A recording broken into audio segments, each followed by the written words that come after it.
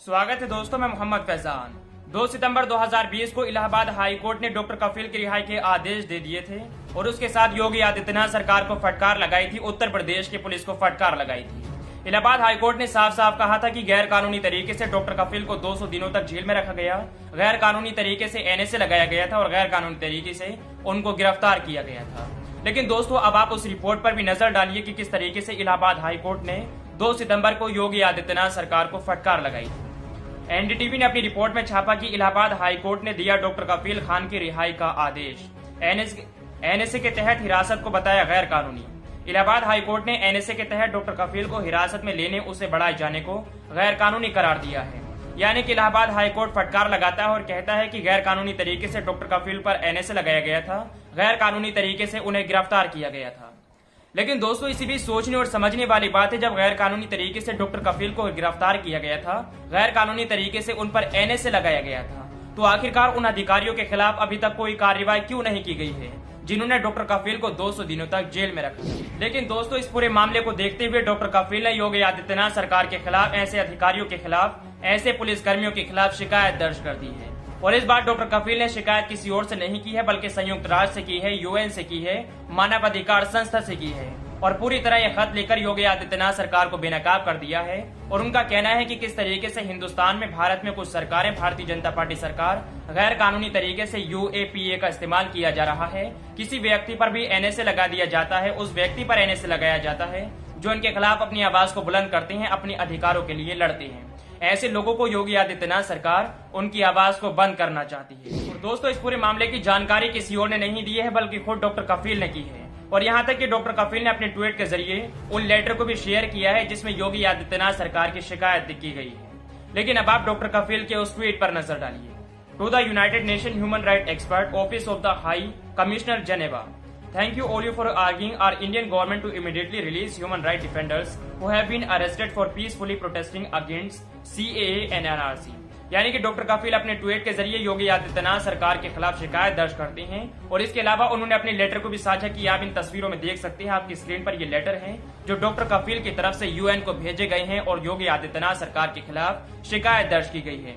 यहाँ तक कि डॉक्टर कफील ने ऊपर से नीचे तक पूरी दास्तां सुना डाली है योगी आदित्यनाथ सरकार के खिलाफ। लेकिन अब आप जी न्यूज की इस रिपोर्ट पर नजर डालिए और देखिए कि किस तरीके से डॉक्टर कफील ने योगी आदित्यनाथ सरकार के खिलाफ यूएन संस्था से शिकायत की है। डॉक्टर कफील ने लिखा, यूएनएचआरसी को खत, एनएसए समेत इन मुद्दों को लेकर हुकूमत की शिकायत। यानी कि डॉक्टर कफील यूएनएचआरसी को खत लिखते हैं और एनएसए के अलावा कई मुद्दों को लेकर योगी आदित्यनाथ सरकार की शिकायत कर देते हैं।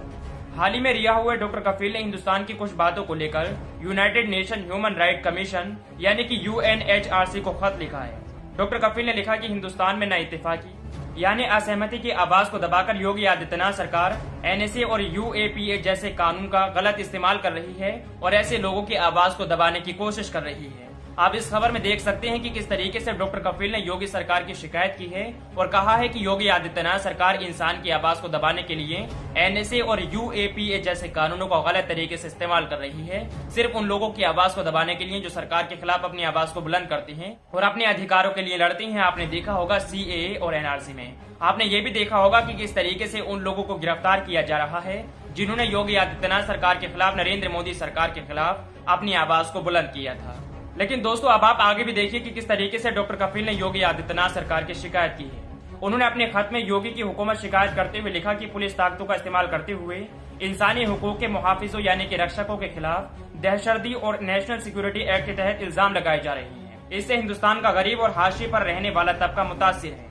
यानी कि डॉक्टर कफील अपने खत में लिखते हैं कि योगी आदित्यनाथ सरकार अपनी ताकत का यानी कि पुलिस का गलत तरीके से इस्तेमाल कर रही है और इन ताकतों का इस्तेमाल किए जाने की वजह से हिंदुस्तान का गरीब तबका परेशानियों का सामना करना पड़ रहा है, उसको परेशानियां झेलनी पड़ रही है।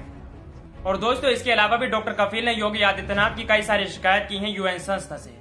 डॉक्टर कफील ने लिखा कि सीए के खिलाफ और अमल मुजाहिरों करने वाले कारकुनों को गिरफ्तार करने पर यूएनएचआरसी ने उनके इंसानी हुकूक की हिफाजत करने के लिए हिंदुस्तानी हुकूमत से गुजारिश की है। यानी कि डॉक्टर कफील यूएन संस्था से कहते हैं कि हिंदुस्तानी आवाम को उनका हक दिलाया जाए और ऐसे लोगों के लिए उचित कदम उठाने चाहिए।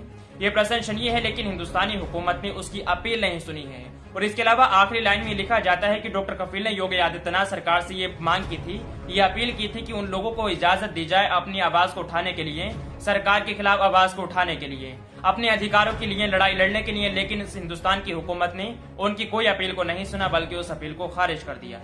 तो दोस्तों, आप देख सकते हैं कि किस तरीके से डॉक्टर कफील ने योगी आदित्यनाथ सरकार की शिकायत की है एनएसए बढ़ाए जाने को लेकर, यूएपीए जैसे कानूनों का गलत तरीके से इस्तेमाल करने को लेकर। और दोस्तों, ये आरोप किसी और ने नहीं लगाए हैं, बल्कि उसी डॉक्टर ने लगाए हैं जिसके ऊपर गलत तरीके से एनएसए का इस्तेमाल किया गया था। और इस बात को कहा था इलाहाबाद हाई कोर्ट ने 2 सितंबर 2020 को, और इस रिपोर्ट को आप शुरुआत में देख चुके हैं।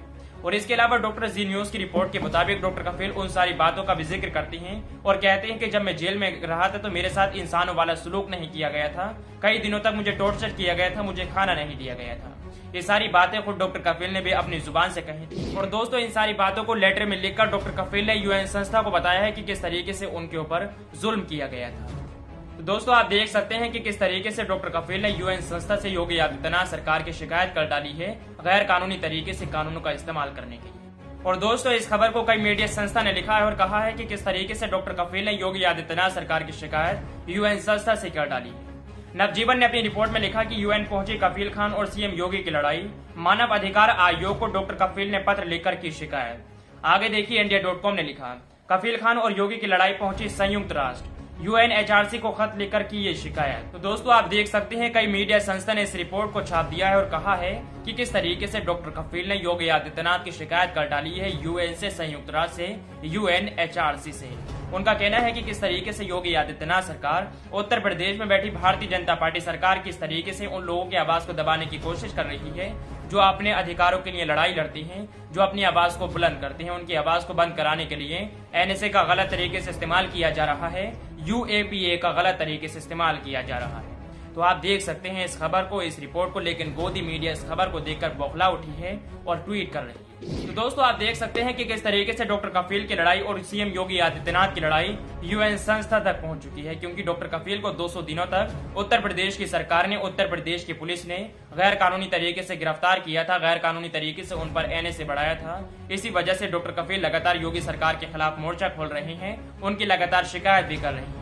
इसके अलावा डॉक्टर कफील अपनी प्रेस कॉन्फ्रेंस में भी इस बात का दावा कर चुके हैं कि वे ऐसे मामलों को लेकर आगे कार्रवाई करेंगे। और इस बार डॉक्टर कफील ने यूएन संस्था से योगी आदित्यनाथ सरकार की कार्रवाई कर डाली, योगी आदित्यनाथ सरकार के खिलाफ शिकायत कर डाली। तो दोस्तों, आप देख सकते हैं कि किस तरीके से डॉक्टर कफील ने योगी सरकार की शिकायत की है। और हालांकि योगी आदित्यनाथ सरकार ऐसे कई लोगों की आवाज को बंद भी कर रही है। और इस बात का दावा किया था आम आदमी पार्टी के राज्यसभा सांसद संजय सिंह ने।